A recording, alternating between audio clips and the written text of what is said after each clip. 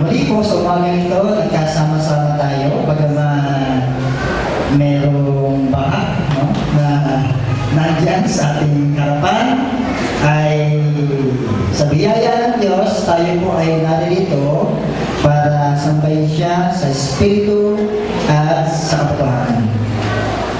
Tayo po ay magpapatuloy sa ating pong series, Christ Shepherd.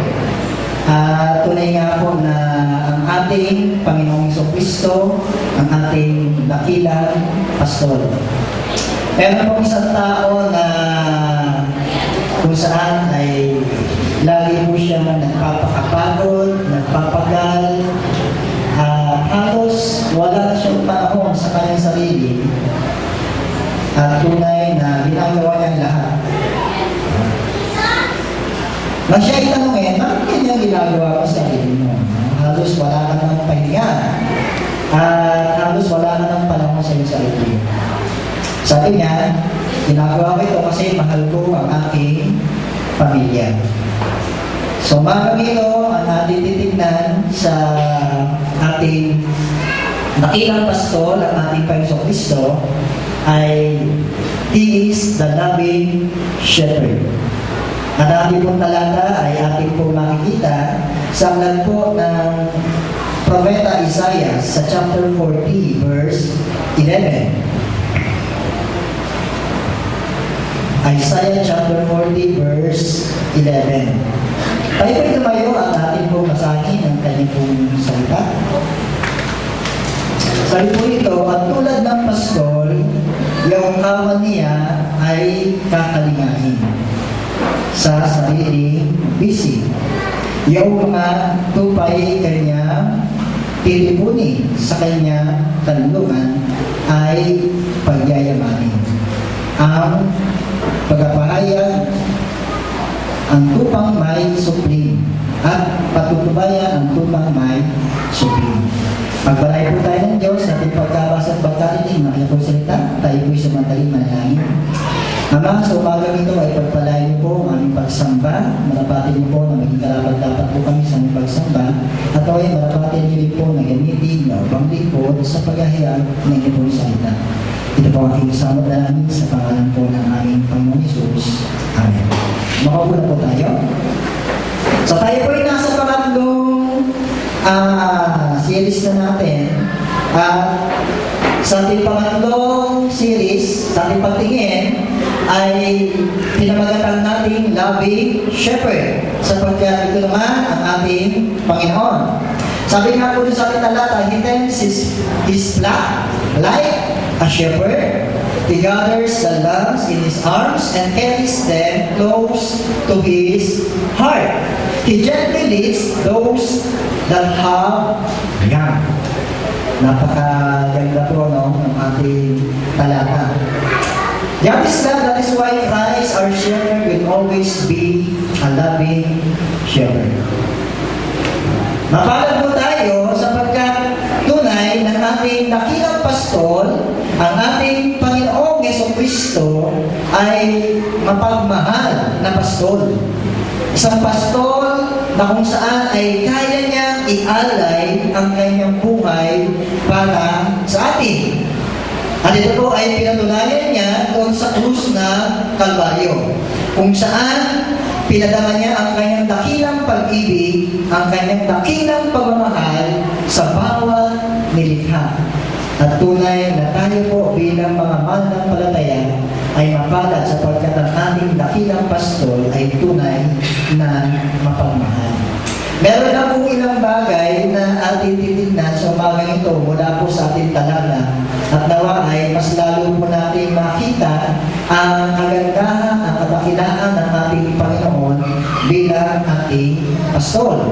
So ano po ba yung mga bagay na yun? Una, the loving shepherd takes care of the flock. Dahil sa po ay mapagmahal na pastol, siya po ang kumakalinga sa mga tupa. Sabi nga po ng ating talata, He tends His flock like a shepherd. No? So yun po yung ginamit na word. To tell is to take charge of the caring as a caretaker or overseer.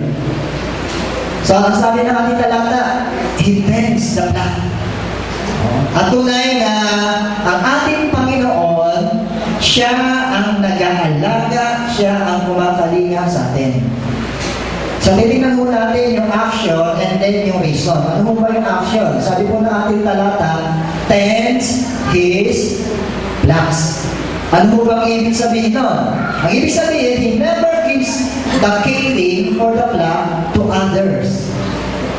Alam niyo, napakabuti ng Diyos sapagkat hindi niya tayo pinababayaan o hindi niya tayo ipinamimigay para alagaan ng iba, kundi siya mismo ang nag-aalaga sa atin.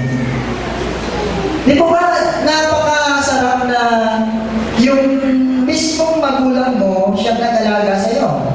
Pero di mo ba itong hindi naalagaan ng nanay tatay niya? Di mo ba, minsan, pagka tayo ay hindi nakaranas ng pag-aalaga ng ating tunay na magulang, sabi nila, parang iba, no? Pero alam niyo, mapahalan po tayo sapagkat ang ating Panginoong Jesucristo, siya mismo yung nag-aalaga sa atin. Siya mismo yung tumitingin sa atin. Hindi siya humahanap na kapalit. Mahirap po ba mag-alaga ng anak? Naisip niyo na ba po ba na, sana meron mong kapalit sa pag-alaga sa anak ko? Napakahirap, ano? Kaya nga sabi nila, pagka may mga gawain daw, matulad na BBS, tutuwa mga nanay. Kasi yung mga bata raw, nasa BBS, hindi sila nag-aalaga, no? So, sa loob ng ilang araw, nakakatuwa, sapagkat sa iba, no, nila pinapalagaan ng kanilang anak. Pero alam nyo, ang ating dakilang Diyos,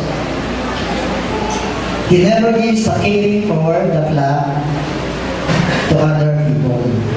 God always personally cares for us like the shepherd. Pangalawa, makita po natin dito sa action ng ating Panginoon ay ito. He makes sure that He is there to care for the flock. Napakasarap din po ba? Sa mga magulang natin, nararamdaman po natin yan, no? Na kapag tayo ay merong nararamdaman sa ating katawan, nandiyan agad ang magulang. Di ba? Nasa tabi agad natin. No? Hindi tayo iniiwan. No? Di ba pag nakakasakit tayo gano'n? Pag medyo masama ang ating pakiramdam, nararamdaman natin, nandiyan agad ang magulang nag-aalaga. Sabi nga nila, minsan pinagbabawalan tayo ng ating mga magulang. Sabi ng magulang, anak, huwag kami inom ng orange. No, masama yan sa katawan. Pero pag nagkakasakit ka daw, anak, inom ka ng orange. Di ba ba? Nandun agad sa tabi natin ang magulang, nagbibigay, no? Pinapakain tayo. Noong araw pag may sakit po kami, ang kinakain namin yung roy ko. Parang nga, roy ko pa yun. Lalagyan na itlog. Di ba ba? Lulutuan ka ng nanay mo, no? Tapos may itlog, no? Pakakainin ka. Alam niyo po mga kapatid, ang ating Panginoon Jesucristo na siya ating dakilang pastor, mapagmahal na pastor, sa oras na tayo ay may kailangan, sa oras na tayo may karamdaman, nandiyan siya sa ating tabi. Hindi niya tayo iniiwan, hindi niya tayo pinamabayaan. Our shepherd never takes us away in His mind. He always thinks about our situation. Tama mo ba? Pag ang anak niyo merong sakit, lagi yung naisip yun Lalo na kung may magkatrabaho, baka hindi na kayo pumasok ng trabaho. Ang ating pakayang Diyos, ang ating dakilang pastor, hindi na kaya tayo isipin, di mo ba, na Siya yung ating dakilang pastol at alam niya na kailangan niya tayo at tiyak hindi tayo mawawaglit sa isip ng Diyos. Ito ba? Napakaganda, no? Hindi ka mawawaglit sa isip ng Diyos. Kung minsan nakala natin, pinabayaan tayo ng Diyos, pero mali po tayo. Tatandaan nyo, hindi ka mawawaglit sa isip ng Diyos. Ano man yung ating pinagdaanan, mahirap man, madali man, hindi man natin gusto, tandaan natin, nasa isipan kayo lagi ng ating Panginoon. So tayo bilang tao, nagagawa po natin yan, mas lalo ng ating Diyos na lagi kumakalinga sa atin. Kaya naman hindi niya tayo iwawaglit sa kanyang isipan. Ngayon, ano yung reason? The reason is to protect the flock. So he tells the flock because he wants to protect the flock. At alam niyo po, ito po ay napakaganda sa buhay natin sapagkat kung meron mang proteksyon, no, na napakaganda ay ang proteksyon na nagmumula sa ating Panginoon. May mga tao tayo na makikita dyan, ang daming bodyguard, di ba? No? Pagkalabas, ang daming bodyguard, no? So, yung protection nila nandun sa bodyguard. Mas matagal po tayo. Bagamat hindi nakikita ang Diyos, siya ang nag-iingat sa atin. At tunay nga na ganun yung protection ng Diyos, no? Naalala niyo yung kwento tungkol doon sa itlog, di ba? Merong isang bata, no? Na kung saan ay mamamasyal sila ng barkada niya, galit na galit yung nanay, no? Ayaw niya yung anak niya na mamasyal, pero matigas ang ulo ng bata. Ayun, may dala silang tray, no? Nung nang-itlog, sabi ng bata, o nay, huwag mo magalit, pag-pray mo kami, samahan kami ng Diyos. Hindi, sabi ng nanay. Yung ikot na lang sa bahan ng Diyos. So nilagay sa compartment sa likod, no, yung tray ng itlog. At alam nyo, na-disgrasya yung sasakyan. No? Patay lahat ang sakay. Pero, nung buksan yung likod ng compartment, hindi man lang nabasag ang itlog. Kakaiba, di ba? Siyempre nyo, lahat ng sakay patay, pero yung itlog sa likuran, hindi nabasag. Kasi sabi ng nanay, bayan ka itlog ang pagbabayan ng Diyos. Alam niyo mga kapatid, nasa atin po yung patnubay ng Diyos, nasa atin yung protection niya. At ito yung dahilan, kaya niya tayo inalagaan, kaya niya tayo kinakalingan. Number one, He secures because the flocks are helpless. Tama po ba? Dumarating sa buhay natin, sa panahon ng buhay natin na talagang very helpless tayo. Hindi naman totoo, sabi ng Bible, sa John chapter 15, pag hiwalay kayo sa akin, wala kayong magagawa. At totoo, no? We are very helpless kung hiwalay tayo sa Diyos. Kung hindi tayo ingatan, kung hindi tayo poprotektahan ng Diyos, wala tayong magagawa. Lalo na siguro sa pag-arap natin sa mga problema, sa mga pagsubok ng buhay. Ito ba? Helpless tayo. Ngayon, kung wala ang Diyos, mas lalo tayo magiging helpless. Pero dahil nandyan ang ating dakilang Pasko, kaya niya tayo protektahan, kaya tayo ingatan. Hindi lang yun. Pangalawa, He trains because the flock need to be equipped. So, sa kanyang pagprotekta sa atin, ang nais din naman ng ating Panginoon, ng ating Diyos, ay ma-equip tayo. Mga kapatid, tayo po ay mga tupa ng Diyos, pero dapat hindi lang tayo laging pag-alagala, no? Hindi lang tayo laging kain ng kain. Dapat na-equip din tayo, lalo na sa gawain ng Panginoon. At ako ay naniniwala na sa bawat pangyayari sa buhay po natin, dumadaan tayo sa hirap, dumadaan tayo sa ginhawa, alam niyo po ba yan ay training? Di ba ba? Training ang buhay yan eh. Pag tayo ay dumaan sa hirap at nalagpasan po natin, nakapasa ka sa training. Di ba ba? Yan naman talaga sa training, mahirap eh. Ayan, may mga sundalo tayo rito eh. Di ba? Pag nagpe-training, napakahirap, no? Pag kinikwento nga nila, yung mga Marines, pag nagja-jogging, may buwan-buwan na poste. Isipin nyo, nagja-jogging, may buwan na poste. Grabe training yun, no? Pag kumayaw ka, wala na. Pero pag nakapasa ka, mas lalakas ka at mas tatatag ka. Alam niyo po, ganyan din po sa buhay natin. Ang dakilang pastol, tinitrain din tayo. Para tayo ma-equip. Para din naman yung buhay natin, magalit natin, lumago tayo at tumakas sa ating pananampalataya bilang mga anak na Diyos. Diba? Ayan. Sa linggo, anniversary rin mo natin, no? Napaaga na talaga natin dyan. Di ba? Dapat equip na tayo. Lagi tayo celebrate ng ating anniversary. Tapos, hindi naman tayo na-equip. Hindi naman tayo nagagamit ng Diyos. Wala naman tayo nagagawa. Kakain lang tayo. Di ba?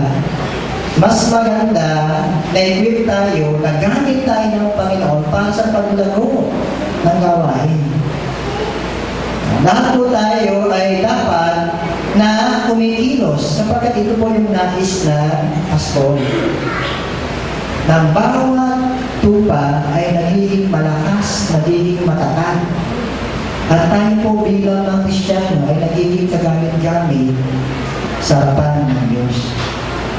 Ayaw ng Diyos na kung saan ay wala tayong pakinabang. Di ba? Pag nag-aalaga ng tupa, ang ibig sabihin, may pakinabang yung inaalagaan. Eh, pag wala kang pakinabang, wala na yun. Pinapatay na yun. At sa buhay natin, napakaganda na tayo ay laging mayroong pakinabang sa harapan ng ating Panginoon. Pangatlo, nakita natin yung reason, He guides because the flock are easily get lost. Lalo na yung mga bata tupa, madali, maligaw. Meron nga Kristiyano dyan, tanda-tanda ng Kristiyano, naliligaw pa eh. Kaya kailangan po talaga natin yung yung protection ng Diyos eh. Ang buhay po natin, tumatahak tayo sa labanan. Natunay na sa biyaya ng Diyos at sa tulong ng Diyos, tayo po ay nakakalakad ng maayos sa laban ng ating buhay. Pero kapag tayo ay wala doon sa ating pastol, maliligaw tayo ng landas. Ano nakakalungkot ko, pagkapag ang isang Kristiyano naligaw, nawala. At tunay na napakaganda na dapat natin makita ito sa buhay natin. Na dapat tayo ay hindi nawawala sa presensya ng Diyos, hindi tayo nawawala sa gawain ng Diyos, bagkus nagagamit pa tayo sa gawain ng Panginoon. 86 na yung ating anniversary. Di ba ba? Ang pinakamatanda sa atin dito, si Nanay Benny. Yan. Pero, di ba? Nakakatawa si Nanay Benny. Nandito yan lagi, every Sunday. No, hindi nawawala. Napakaganda na yung buhay din natin. Gamitin din natin para sa Panginoon. The other usage of the word tent is also used in farming. The farmer tends his plants.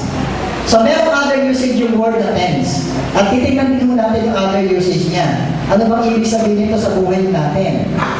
Sabi ron, the action is to tend is plant. So, sa farmer, ano gagawin ng farmer? Number one, he cultivates. Pag sinabing tends, kinukultivate niya ang lupa.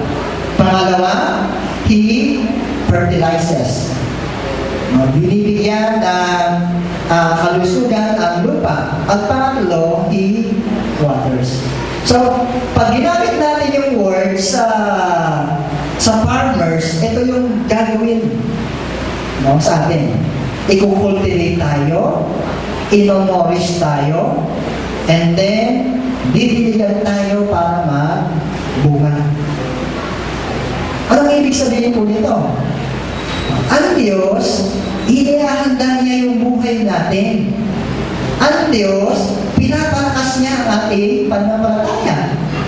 At ang Diyos, binibigyan tayo, sinusuplayan tayo, binibigyan tayo para tayo ay magbunga. Diba ba? Yan ang ginagawa rin sa buhay natin. Pinapalakas na tayo sapagkat yung reason ang reason to have a greater harvest.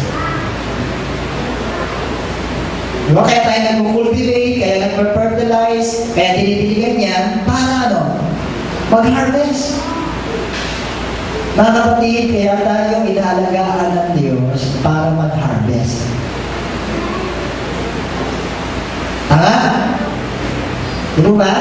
Para tayo ay magbunga at umani. At yan dapat lagi po natin makita sa buhay po natin. Lagi na natin sinasabi na kailangan magbunga tayo. Kasi ito po yung talagang layunin na dakilang pastor. So the reason, kaya niya tayo kinukultivate, he expects productivity. And then he expects multiplication. Diba, napakaganda kung mag-multiply po tayo. Mas maganda kung tayo ay magiging productive sa ating pananampalataya bilang mga Kristiyano. At tunay na makapag-akay din po tayo ng ibang tao sa paanan ng Diyos. Ang pagiging productive na ating tinutukoy dito ay magbunga tayo sa ating pananampalataya at magpakapagdala tayo ng mga taong naliligaw ng landas sa Panginoon. Napakarami pang tao sa ating paligid na dapat ay madala po natin sa Diyos. At kailangan, ang bawat bahagi ng katawan ay kumikilos. Ang bawat bahagi ng katawan ay gumagalaw at ginagampanan niya ang kanyang bahagi sa katawan. Tsaka lang lalakas, lulusog, magbubunga ang katawan. Diba? So, 86 na ang ating church. So, huwag naman natin asamin na pag dumating ang 90, ay tayo-tayo pa rin. So, asamin natin na nagbunga na tayo. Asamin natin na dumami na tayo. Asamin natin na tayo ay naging productive sa ating pananampalataya. Sapagkat ito ang inanais ng Diyos sa buhay natin bilang mga mananampalataya. So, inaalagaan tayo para magbunga. Mga kapatid, bakit kayo inaalagaan ang anak niyo? Di ba? Inaalagaan niya para lumaki, maging malusog, and then magbunga. Ganun din po ang Diyos sa atin. Napakasarap ang pagkalinga, pag-aalaga ng Diyos, mapagmahal siya, pero dapat natin tandaan na dapat tayo magbunga. Pangalawa, the loving shepherd empowers the flock. Napakaganda. In-empower tayo ng ating Panginoon.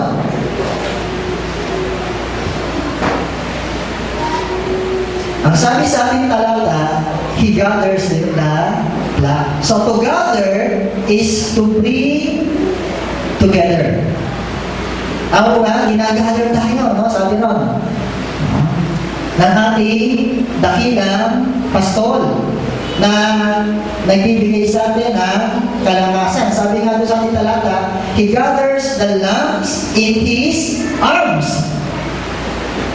Alam mo, ang ganda eh. Sabi ron, He gathers the lamb in His arms.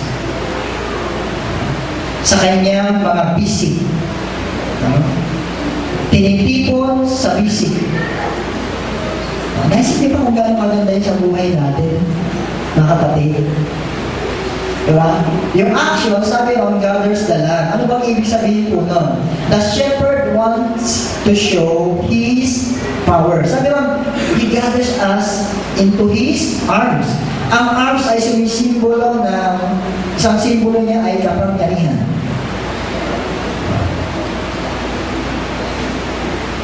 At ang nais ng ating Diyos ay ma-empower tayo sapagkat siya ay makapangyarihan. Tayo ay tinitipon niya sa kanyang mga bisig para tunay na maranasan natin ang kanyang kalakasan. So the shepherd gathers us in His arms. Pangalawa, the shepherd wants to prove His provision. So, it is the symbol of power. It is also the symbol of provision. Arms. Nandun ang biyaya, nandun ang pagpapala ng ating Panginoon. Para tayo ay ingatan at pagpalain ang ating buhay bilang mga Kristiyano para tayo ay empower. Mga kapatid, kaya tayo binibiyayaan, kaya tayo pinagpapala ng Diyos, kaya tayo iniingatan ng Diyos para tayo ay lumakas. Para kanino? Para rin sa Kanya. Lumakas tayo sa Diyos, sa Panginoon, at kapag malakas tayo, mas magiging epektibo tayo sa gawain ng Diyos. Nakakita na ho ba kayo ng mahina na epektibo? Hindi na. Ang nagiging epektibo yung malakas. No? Diba?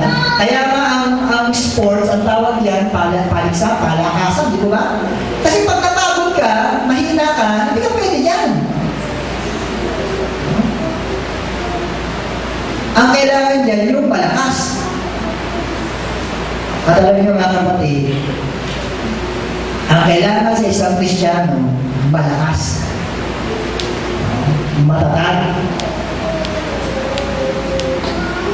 At tunay na tayo ay nagagamit ng Diyos at naipapakita niya ang kanyang biyaya para sa atin. Ano bang makikita po natin yan? We can rest assured in the loving arms of the shepherd. He is powerful eh. Ito ba? Meron tayong assurance na kung saan ay kaya tayong ingatan ng Diyos. And then, meron din tayong assurance sa kanyang supply or provision. Dahil tayo ay nasa kanyang arms. Kaya tayong bigyan, no, ng biyaya, ng pagpapala sa buhay natin bilang mga Kristiyano. Mga kapatid, kayo po ba'y aako ng isang trabaho na hindi nyo kaya? May mga tao, di ba? Minsan may mga tao na ako hindi mo pala kaya. Pero minsan pagka mayroong isang gawain, inaako natin yan dahil alam natin kaya natin. Alam natin na meron tayong magagawa. Hindi tayo ilalagay sa loving arms ng ating Diyos kung wala siyang magagawa. Kaya niya i-supply ang ating needs at kaya niya tayong ingatan sa pamagitan ng kanyang mga bisyo. At patuloy na maranasan natin ito sa buhay natin. So we can put our confidence in God. Nakanin niyo po ba mga kapatid ang ating confidence? Si Apostol Pablo lagi niya sinasabi, ang confidence ko nasa Diyos. Wala sa ano man. Wala sa talino, wala sa kakayanan, wala sa kayamanan, wala sa tao, kundi nasa Diyos mismo. At dapat nasa Kanya lagi ang ating confidence. Dahil pag ang confidence natin nasa mga bagay, nasa sanlibutan, mawawala po yun. At hindi po yun tunay na confidence. Ano ang reason? To strengthen and unite. So, ginagather niya tayo sa kanyang busy for us to be strengthened and for us to be united. Kung ba nagsasama-sama? Pinagsasama-sama ang mga tupa para mag-unite. Pinagsasama-sama ang mga tupa para lumakas. At yun po yung reason kaya tayo nagsasama-sama. Kaya po tayo pinagsama-sama ng Diyos para tayo ay magkaisa at para tayo ay lumakas para sa gawain ng Diyos. At napakaganda po mo, di po ba? Sapagkat kung lahat tayo ay magsasama-sama at magiging malakas sa gawain ng Diyos, mas magiging mabunga ang gawain ng Panginoon. Di ba napakaganda kung lahat po tayo gumagawa? Napakaganda kung lahat po tayo ay naroon sa gawain? At lahat po tayo ay lumalakas? Mas magiging madami ang bunga. Kung lahat po tayo kikilos, kung lahat po tayo ay tunay na magbibigay ng ating kakayanan para sa Panginoon. Ngayon, kung konti, kapag iilan lang. Pero hindi po yun ang ano ng Diyos no? Ang nais ng Diyos, i-gather tayo, i-unite tayo. Para lumakas tayo sa kanyang gawain. So He gathers because they easily get tired. So ginagather, bakit? Kasi minsan madaling mapagod. Sino po ba sa atin yung madaling mapagod sa buhay? Madali mo ba kayo mapagod? Pag madali ka mapagod physically, sabihin siguro meron kang karamdaman. Kaya madali. Pero sa buhay spiritual, pag madali tayo mapagod, ano kaya yun? Nakakapagod. So yung mga tupa ay ginagather ng Diyos. Kasi minsan napapagod tayo sa mga walang kabuluhang bagay. Minsan napapagod tayo sa mga bagay na wala namang kwenta. Nagpapagod tayo. At kapag tayo ay malayo sa Diyos, mas madali tayo mapagod. Nakakapagod. Kaya ginagather tayo ng Diyos, inilalapit niya tayo sa kanyang bisig, kasi alam niya, madali tayo mapagod. At yun naman ang totoo, di po ba mga kapatid? Minsan, kasabihin natin, nakakapagod naman sa ministry. So para hindi tayo mapagod, kailangan nandun tayo sa bisig ng Diyos. Nandun tayo. Hindi lang mo yun. They gather because they easily give up. Pag pagod ka na, mas madali sumuko. Tama ba yan? Yung pagod, yun ang mas madali sumuko eh. Pero yung hindi pagod, ano yan? Laban pa yan. Pag pagod ka, tapos wala pang encouragement, mas lalo yun. Mas madali sumuko. Mas maganda pagod ka, mayroong encouragement, nagkakaroon ka pa ng lakas para hindi sumuko. Maraming bagay po ang nakakapagod sa buhay po natin. Sabi nga nila, ang panahon natin very busy. Lahat ng tao busy. Pag-gising pa lang sa umaga, busy na. Hanggang sa matulog, busy pa rin. At talaga nakakapagod. Kaya harap ka pa sa mga problema. Darating pa yung mga mabibigat na bagay sa buhay natin. Mas lalo nakakapagod. Pero kung tayo po ay nasa bisig ng ating Diyos, makakaramdam po tayo ng lakas. Bibigyan po tayo ng lakas ng Diyos. Kaya tayo ay, ginagano niya sa kanyang bisig.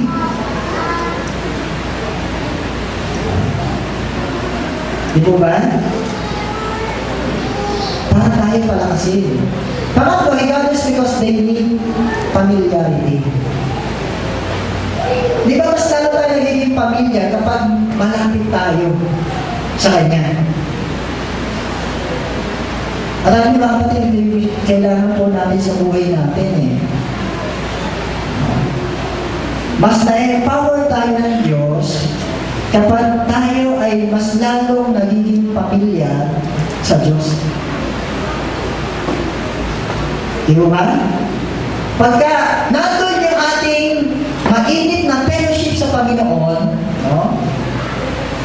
mas nakikilala natin siya ng lubusan sa buhay natin, mas na-empower tayo. At ito po yung gusto na pastol. Kaya tayo ginagather. Ang gusto niya, ma-empower tayo, maging pamilyar tayo sa Kanya.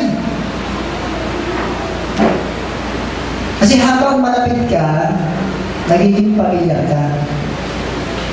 Pero pag malayo ka, hindi ka nagiging pamilyar. Minsan mga kapatid, parang hindi natin kilala ang Diyos. Bakit? Kasi masyado tayo palayo. Ngayon, para mas makilala natin ang lubusan ng Diyos, kailangan mas malapit tayo sa Kanya. At makikilala natin siya ng lubusan sa buhay natin. Kaya nga po sa Bible, maraming pangalan ang inugnay sa Diyos, ang ibinigay sa Diyos. Di ba? He is the provider, He is the healer. Bakit? Kasi naging pamilya sila doon naranasan nila At sa buhay natin, kapag naranasan po natin ito, naging pamilya tayo sa Panginoon, mas magiging malakas tayo na anak ng Diyos. At para sa akin, ito yung gusto sa ng Panginoon na gawin natin sa buhay natin bilang mga Kristiyano. So, He gathers because they need fellowship. So, pag pamilya na tayo, nakaka-fellowship natin ang Panginoon. So, wag lang tayo puro fellowship sa kapwa-tao natin. Makipag-fellowship tayo sa Diyos. At mas maganda yun, mas masarap. Ito po yung gusto na Diyos. Pangatlo, the loving shepherd loves the flocks. Loving shepherd niya, di ba? Mahal niya ang kawal, ang mga tuba. Ang sabi sa ating talata, He carries us. To carry is to us, to carry, mali yata isulat ko, no? To carry is to us to close to Him. Ibig sabihin, dinadala niya tayo para mas lalo tayo maging malapit sa Kanya. Pagpasensya niyo na, mali yung sulat ko. Mas malapit, no? Ito yung dinadala niya tayo para mas maging malapit tayo sa Kanya. Di ba sabi po ng ating talata, and carries them close to His heart. Ang ganda yun ba? Carries them close to His heart. Naisip ko pa, paano kaya pagbuhat ang ginagawa? Marahil ganito. Di ba? Yung gantong karga, malapit saan? Sa puso. Huh? So kung pagahin tayo ng Diyos, ng ating pastor, pag ganito, malapit sa puso. Napakaganda, no? Napakalapit natin sa puso na Diyos. So the action carries them close to His heart. Ang ibig sabihin po niya, the shepherd wants to show His passion. He is very passionate to us. Natunay na, alam niyo, ang pastor, ang dating pastor, ang dahil niya, maramdaman po natin yung pagyakap niya. Maramdaman po natin yung pagmamahal niya. Maramdaman po natin yung kanyang banal na presensya sa ating buhay bilang mga Kristiyano. And His passion is to bring us close to His heart. Alam niyo, ito po yung passion ng Diyos eh. Na tayo ay mailapit niya sa kanyang puso. Mailapit sa kanyang puso. At napakasarap kung tayo ay magiging malapit sa puso ng Diyos. The shepherd wants to create intimacy. Di ba? Pag tayo ay nilalapit niya sa kanyang puso, dumilikha po siya na intimacy. At sa buhay po natin, ang kailangan po natin ay maging intimate tayo sa ating relasyon sa ating Diyos, sa ating shepherd. The shepherd wants a very close relationship with us.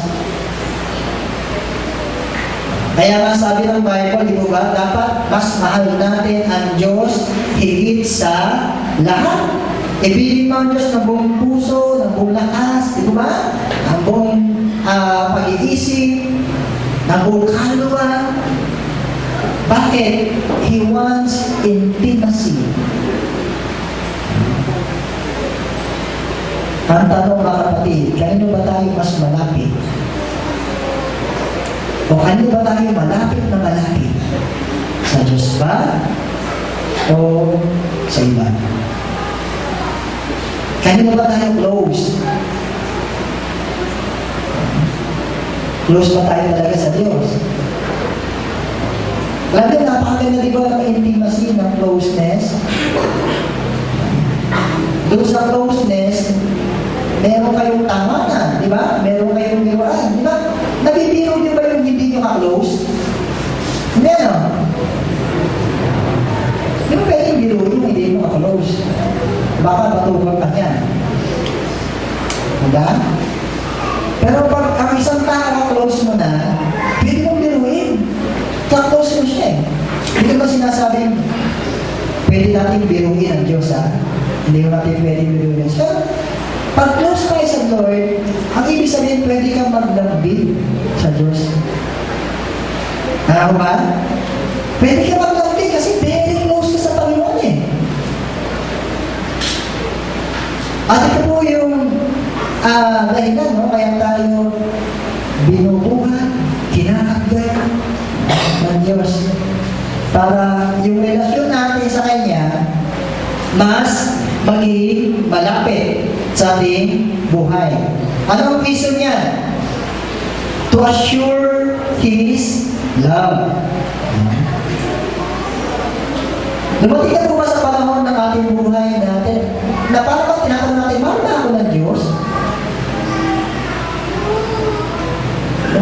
ba sa buhay mo natin yun? Na parang nag-question tayo, mahal nga ba kami ng Panginoon? Mahal nga ba kami ng Diyos?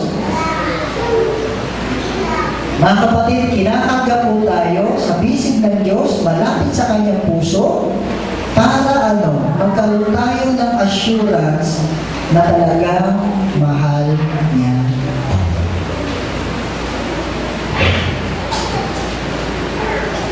At kahit ano ang mangyari, mahal talaga tayo ng Diyos. Kaya nga sabi ni Apostol Pablo, di ba? Sa Romans chapter 8, ano makapag-iwalay sa atin sa pag-ibig ng Diyos? Di ba? Kamatayan ba? Problema ba? Tabak ba? Wala! Walang pwedeng maghiwalay sa atin sa pamamahal, sa pag-ibig ng Diyos. Mahal tayo ng Diyos. At tunay na anuman ang danasin natin sa buhay natin, mahal pa rin tayo ng Diyos. At yun ang totoo. He carries the love because He wants to express His love. He carries the love because He wants to identify the heartbeat. Ayan. Kaya sabi doon, tayo ay kinakagya malapit sa kanyang puso. Bakit malapit sa puso? Para yung tibok ng puso ng Diyos, maintindihan po natin. Naintindihan po ba natin ang tibok ng puso ng Diyos? O alam po ba natin yung tibok ng puso ng ating Panginoon?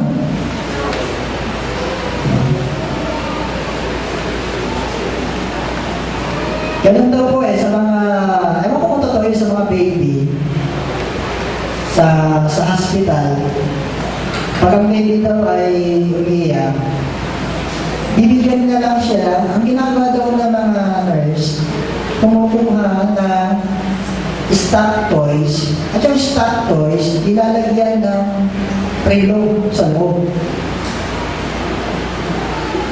So, kung nag-click siya, diba? Para siyang merong heartbeat.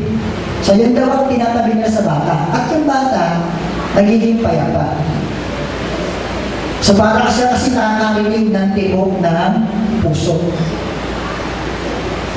Pero dito mga kapatid, kinakagya po tayo ng Diyos, malapit sa kanyang puso, para maintindihan natin ang tibok ng puso ng Diyos. At ano ang tibok ng puso ng Diyos? Ang tibok ng puso ng Diyos ay huwag mapahamak ng lahat ng tao. Ang tibok ng puso ng Diyos, maligtas ang mga tao. Dapat ma-identify natin ito, mga kapatid, at ito po yung maging tibok ng puso natin. Dapat ang tibok ng puso natin, ayaw natin mapahamak ang ibang tao. Dapat ang tibok ng puso natin, dalhin ang bawat tao sa paanan ng Diyos. Makakilala sila. Ano ba ang tinitibok ng puso natin? Baka kung sino-sino tinitibok ng puso natin. Ano yung napakaganda ng yung pinapakita sa atin ng Panginoon, nilalapit na tayo sa kanyang puso. For us to identify the heartbeat. The heartbeat ng Panginoon ay tunay na tayo ay makapagdala ng mga taong naliligaw sa kanyang Panginoon. Gawin po natin ang kapatid. Huwag lang natin alamin. So, do we really know how much God loves you? Alam mo ba talaga kung gano'ng kamahal ng Diyos? Sana alam mo natin. At pang-uli, ito na yung huli. The loving shepherd leads the flock. Diba sabi po ng ating talata, to lead is to be in our front. Sabi ng ating talata, He gently leads those that have young. Ito maganda ulit, no? He gently leads those who have young. O yung merong mga anak. Ano yung action? Gently leads. Ano ibig sabihin niya? The shepherd is not harsh. Diba? Gentle nga eh. Very gentle ang shepherd sa atin. Kahit matigas siguro ulo natin, gentle pa rin, ano? May hangganan nga lang yun, ano? Pero alam niyo, napaka-gentle ng Diyos eh. Kung ikukumpara natin yung panahon ng lumang tipan sa panahon natin, mapalad po tayo. Wala na tayo sa panahon na yun. Kasi yung panahon ng lumang tipan, konting pagkakamali lang, patay ka. Eh ngayon, nasa grace tayo, and God is very gentle sa atin. The shepherd is not harsh, the shepherd is patient. Diba sabi nga, kaya hindi pa tinutupad yung pangako ng Diyos na second coming. Bakit? Kasi He gives second chance. Very patient ang Panginoon sa atin, no? Pag matigas ang ulo natin, patient pa rin ang Diyos sa atin. Naghihintay.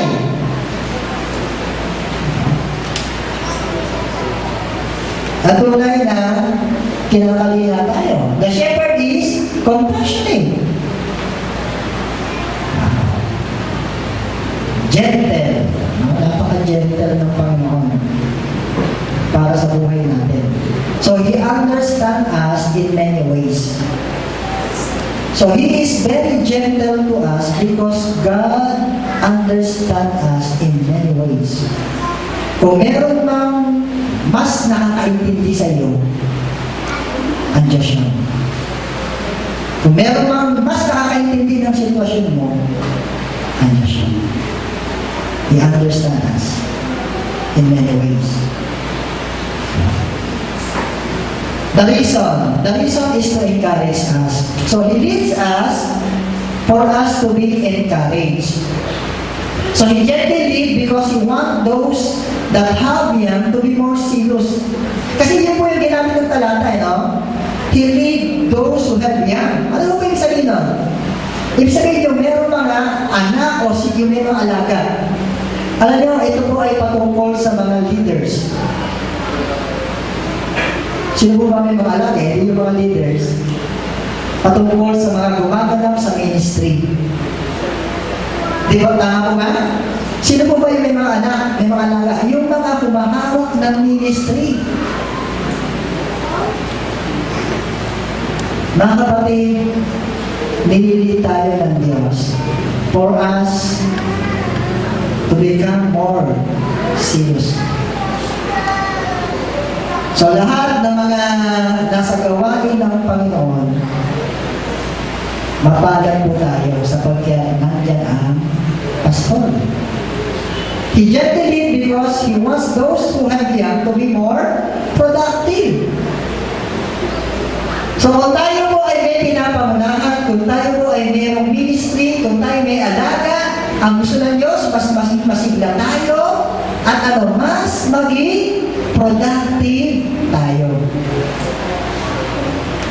Di ba napaganda po? Pag pagod tayo, yayakapin tayo ng Diyos. Kakalihan tayo. Pag may kulang, bibigyan tayo. At napaganda niyan, yung mga merong young ones, o yung mga alaga, talagang pinagpapala ng ating Panginoon.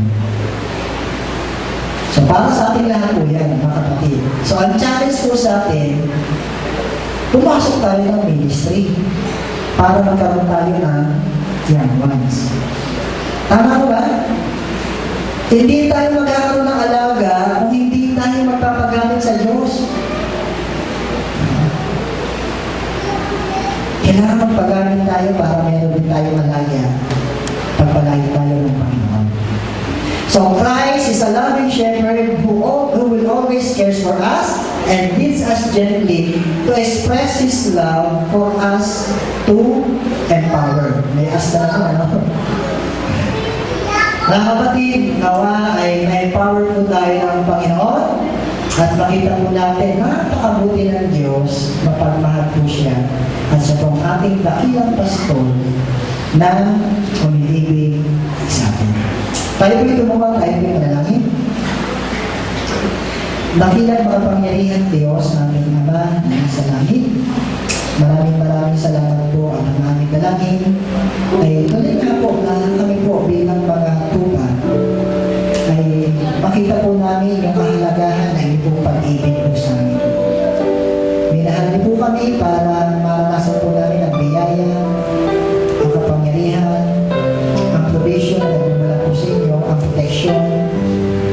Kay paman ni